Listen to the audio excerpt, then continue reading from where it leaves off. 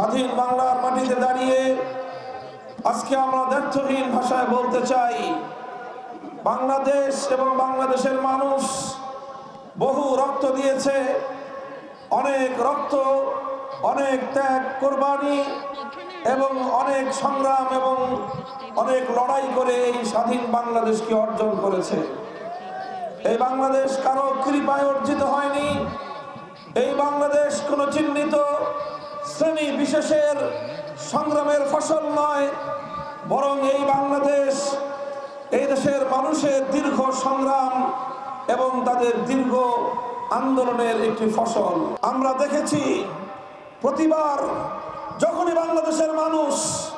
মুক্ত হতে চেয়েছে, নিজেদের অধিকার এবং অভিপ্রায়কে বাস্তবায়ন করবার চেষ্টা করেছে,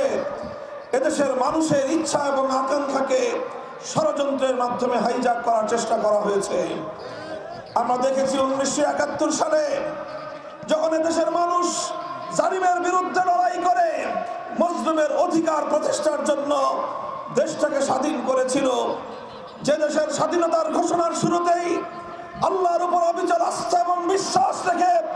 ইনশাআল্লাহ বলে যে মুক্তিযুদ্ধের সূচনা হয়েছিল, যেই মুক্তিযুদ্ধের কথা ছিল জালিমের বিরুদ্ধে মজলুমের লড়াই, সেই মুক্তিযুদ্ধ শেষ হতে না হতে 71-এর 16 ডিসেম্বরের পরে 72 সালে এসে ভিন দেশি একটি এজেন্ডা বাস্তবায়নের মাধ্যমে আরেকটি দেশের প্রেসক্রিপশন অনুযায়ী সেই দেশের সংবিধানের মূল 4 নীতিকে ভিত্তি করে বাংলাদেশে 72-এর সংবিধান তৈরির মাধ্যমে 71-এর মুক্তিযুদ্ধের চেতনাকে হাইজ্যাক করা হয়েছিল।